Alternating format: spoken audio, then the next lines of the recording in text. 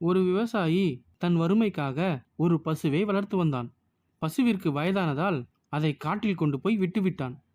தான் வசிக்க நீரும் உணவும் இருக்கும் வசதியான இடத்தை தேடி பசு நடந்தது.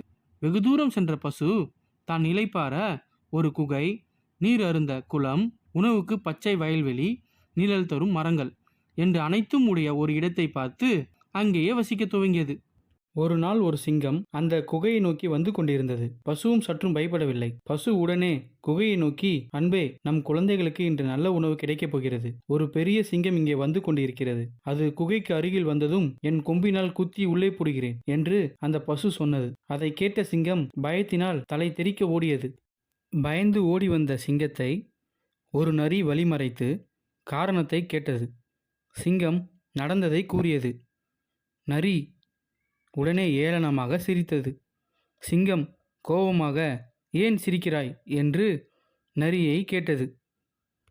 சிங்கராஜாவே, உங்கள் முட்டாள்தனத்தை பார்த்து சிரிக்கிறேன். சிங்கராஜாவே, உங்களை பயமுறுத்திய பசு ஒரு சாதாரண பிராணி.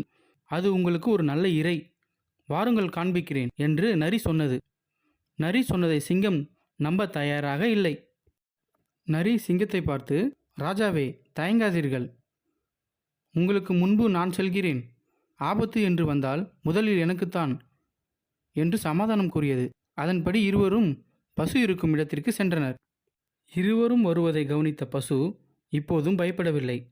புத்திசாலியான பசு நரியை பார்த்து, ஏய் நரி, நான் உன்னை 2 சிங்கங்கள் அல்லவா அழைத்து வர சொன்னேன். ஆனால் நீயோ ஒரு சிங்கத்தை அழைத்து வந்திருக்கிறாயே. எனது பாதி குடும்பம் உணவு இல்லாமல் போக வேண்டுமா என்று சொன்னது. இதை கேட்ட சிங்கமும் நரியும் பயத்தினால் தலை தெறிக்க ஓடியது.